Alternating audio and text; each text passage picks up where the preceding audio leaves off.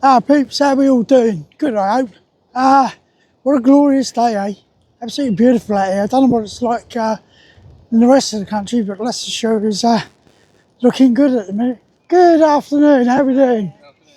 So, we're out tapping today, and I was out playing golf this morning. Played a nice round of golf, got home, thought I'd help the wife. And guess what? I got turfed out. Got turfed out of my own house. I was going to help her. But Lisa's doing her crafting today and she don't want me under her feet. So I thought, do you know what? I'll get out and do a tab instead. Yeah, why not? Especially as we've got this weather. So the first thing I want to say is my mate Keith, old Let's Tab 59. Yeah, Keith, you're a star, mate. Absolute star. Thanks for shouting us out on your last post. Really appreciate it, mate. And to all of those subscribers that came across, I've answered a few already. I'll get around to doing the rest later on. But thank you very much for subscribing to my channel and welcome. Yeah. Now, for those new subscribers, I best give you a little history of me. My name's Nobby Clark. Served for 23 years in the British Army in the Royal Electrical and Mechanical Engineers. And I have had some people, not the new subscribers, but others, say to me, did you and Let's Tab 59 ever serve together? No, we didn't, unfortunately. Or fortunately enough, for any British unit that would have had us together, because I think it would have been a nightmare for them. Yeah, because we get on famously. I linked up with Keith through his channel. I then went and met him over at his gaff, and we sat down, we did a little video. Some of you may have seen that already. Did a little video. We didn't get out to do a tab together, that was the only thing, because we were short of time, which we are going to sort out. We're going to go out and we're going to do a tab and we're going to do a video at some stage or another, so keep an eye out for that one. But I'm going to shout out for Keith and Tracy now, Trace around as he calls her. Now, some of you may have ordered these t-shirts. I've already ordered mine. I'm not getting it posted out. I'm going to pick it up. And then once I've picked it up, I'm going to model it for everyone. Yeah. But Keith and Tracy are two of the most genuine, kindest people that I've had the fortunate opportunity to meet. They are absolutely lovely. Now with the t-shirts, it's like Keith says, they're not there to make huge profits or anything like that. Yeah, they're selling them at sort of the price that they get them, and they're adding postage and packaging, which is only right. But while Keith's sitting on his backside doing that all, because that's the way he is, Tracy's working in the background. Yeah. Tracy actually works, she works in the post office in their village, and then she's also sat at home grafting away, yeah, sorting out, getting your t-shirts sent out here. So if you do send any comments into Keith's channel, please thank Tracy, yeah, she deserves it. She is a wonderful lady, I love her to bits. Yeah, the ugly half of the couple, I've got no time for him. But yeah, they're a lovely couple, and like I say, I'm fortunate enough to be friends with them. So I'm going to go out tabbing today. I'm going to do a couple of videos today. One of them being about not only mental health, but physical health. And the reason for this is I go to a veterans club in Loughborough every Friday. And yesterday we were all there, and we had a young lady came in from the NHS to do our blood pressures. So, as any ex-squaddy will tell you, line them up, get them through the system. So there we were, and we all had our blood pressures taken. Some were high, some were extremely high, to be honest. Yeah. Fortunately for me, mine wasn't too bad. But just to give you an idea of me, if you go back to last June, my stepdaughter, well, I don't call her a stepdaughter to be honest, I call her my daughter. She works in the Beach Pharmacy in Quorn, and they've got a blood pressure machine in there. And it was a case of if they didn't use it, they were going to lose it. So I duly went in there, had my blood pressure taken, and got told that I was at the at-risk level with my blood pressure. My blood pressure was high. Yeah, it was virtually into the high area on the chart. So obviously the old doc put me on tablets for that, for my blood pressure. Once I've been diagnosed with that, I then have another appointment with the doctor, just have a medical checkup, just purely down to the fact that my mother-in-law's partner, Paul, passed away May last year, suddenly, died of a massive heart attack. And the family were all concerned about my health because Paul was only a year older than me. He used to go out walking, he used to do a lot of sort of charitable work by going around and doing shopping for old ladies and stuff. Yeah, fairly fit when it comes down to it was Paul. But he ends up dying of a massive heart attack. So the family asked me to go and get a checkup, which I did. When I came out of the checkup, the quack had said to me, "Everything's fine, Mr. Clark." He said, you know, your heart rate, everything like that. Blood pressure's a little bit high. He said, but the other thing that I want to do is some blood tests. So I was like, yeah, fair enough, doc, that's it. So he gets the nurse to come in, take some bloods. Within a week, I get a phone call from the surgery asking me to go in for another consultation with the doc. And he tells me I've got high cholesterol. So I'm like, oh Christ, you know, one thing after another. So again, we looked at my diet, my exercise regime, everything like that.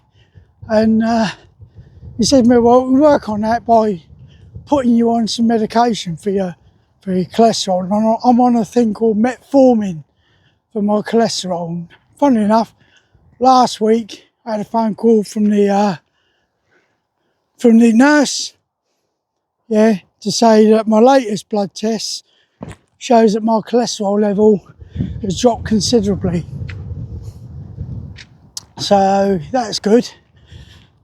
But then the next thing I end up with, yeah, is the fact that I had a stroke September last year, which came out of the blue when you consider August last year, I intended to do the coast to coast walk, 192 miles from St Bees through to Robin Hood's Bay. Really looking forward to it. Doing it for charity, raising money for 3 different charities. So, come August, off I trot up to St Bees, gets off the train, met up with a guy who was also doing the coast to coast, but my pace was a bit too fast for him. So I cracked on the first day. Good afternoon.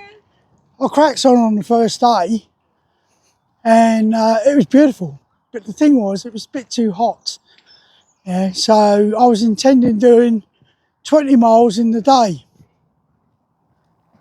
So I ended up only doing 15. Purely because I had to keep stopping, taking on water, and getting in the shade because it was a bit too hot. So, second day, I'm looking at doing 25 miles because my intention was to do the coast to coast walk in 10 days. So the second day I'm looking at doing 25 miles. The second day started off fine. Yeah, went and had some breakfast in a little village that had been recommended to me by someone else that had done the walk. Left there, rehydrated, ready to rock and roll, and I gets into the mountains of the Lake District to be confronted with a storm. It was a hurricane, tail end of a hurricane that had come across from America and lashing it down with rain. Now I'm carrying everything because I'm not looking at bunking down in a bunkhouse unless I have to. So I've got my tent. I bought a lightweight civilian Bergen, which was a disaster. And I'm going through the mountains in the Lake District. I get to a place called Black Sow Hut, which is on the route. And I drops in there and I find there's others walkers in there as well.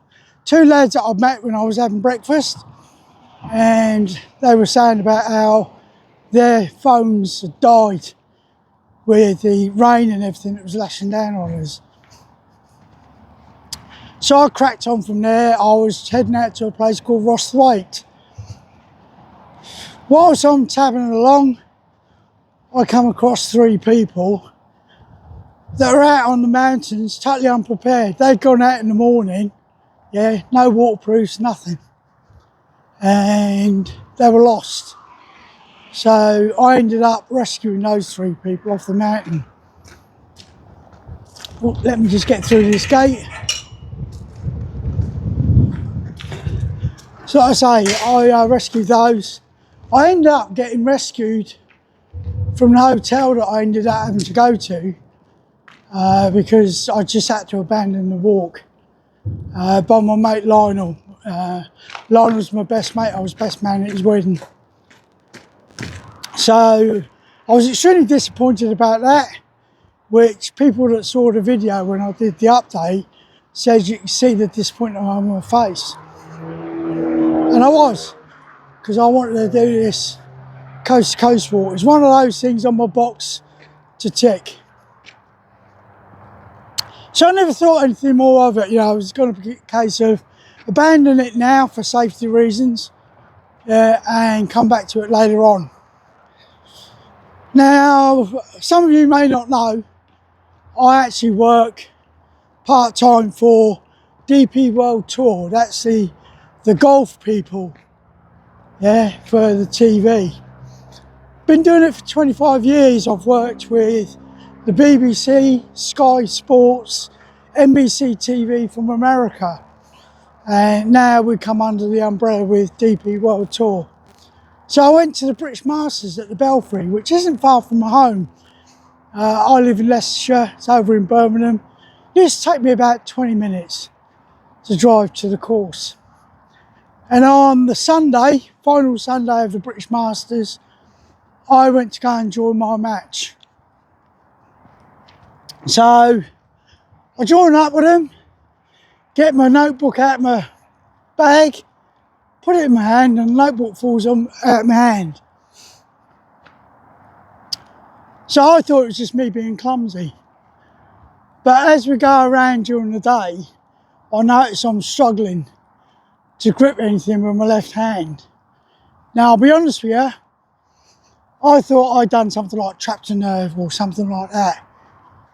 So when we finished the day, went back to the TV compound, handed him a radio and everything like that, got in my car and drove back from Birmingham back to Loughborough. And like I say, I thought I'd trapped a nerve in my arm, under my arm or whatever. Yeah, I was struggling as such to put the car in gear, but I was managing it. I got into Loughborough Urgent Treatment Centre and I was seen by the triage nurse, who then put me in touch with someone else. And the next thing I know, the guy says to me, "So how did you get here?" I said, "Well, I've just driven from Birmingham He says, "You've done what?" "Good afternoon." Right. He says, "You've done what?" I said, "I've just driven across from Birmingham." "Christ, you're having a stroke." Well, you can imagine my reaction. So I ended up having to get my other stepdaughter, Georgia, to bring her mum to come and pick the car up because obviously I couldn't drive. Or I was advised not to drive. But I had to go to A&E at Leicester Royal Infirmary. So I spent 3 days in there on the ward, on the stroke ward. Now, I must admit, I had a bit of a breakdown during my recovery because at the time I couldn't get out and do my tabbing. I couldn't go out and play golf.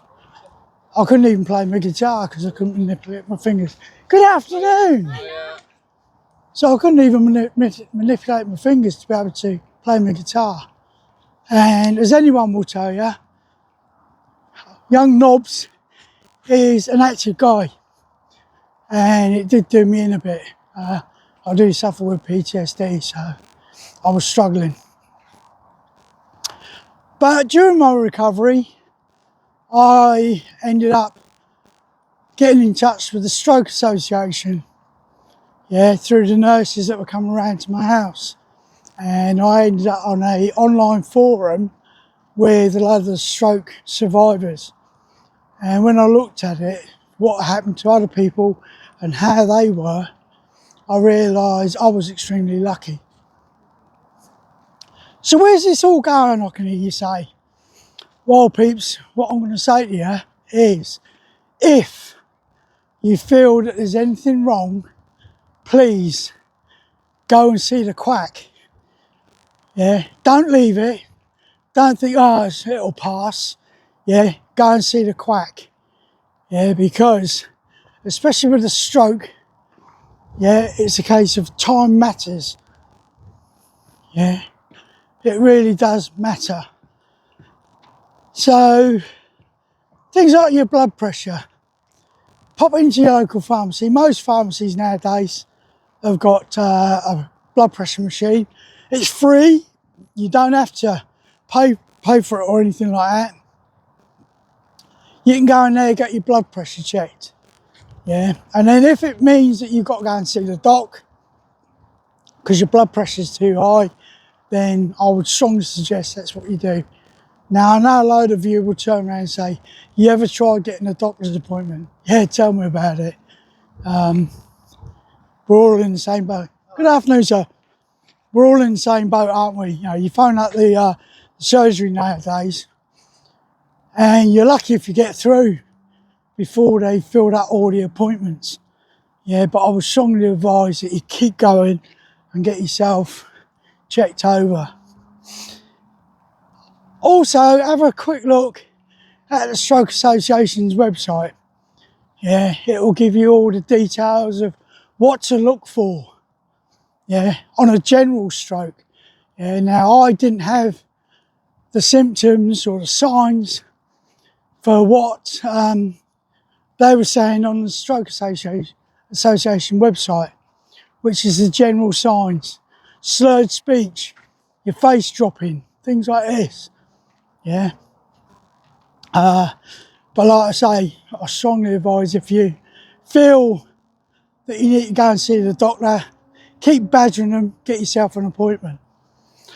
Right, so I'm going to finish this video at the moment. I'm down at a place called Barrow, just heading into Barrow. In fact, you will see behind me there's a boat going by from up the road there. It's beautiful out here. I love it. Keith's got loads of places where he is that he tabs around. I've got various routes that I can follow. So, like I say, I'm going to stop rambling, crack on. I'm going to do a couple of videos because there's a couple of videos I need to follow up on from Keith, because that's what we tend to do. He'll do a post, I'll do a follow up on it with what I feel. So please keep an eye on the channel, see what's going on. As Keith says, if you're new to the channel, please consider subscribing. We're not telling you what to do. We don't do that. You got your own minds. You do what you want. Yeah, but please consider subscribing. It means that the channel grows. Yeah, and it gives us an incentive to do more and more stuff. And I'm having problems getting over this stile. It's bloody too high. If you didn't know, I'm a short ass. But yeah, it helps the channel grow. Like I say, to those new subscribers, some of you I've already replied to. Thank you very much for messaging me. I will get round to all the others. I've been a busy boy this morning, so I'll probably do them later on this afternoon. So take care of yourselves, stay safe, and if you can, get out in this sunshine while you've got it. Yeah. But as me and Keith always say, best thing of all, less tab.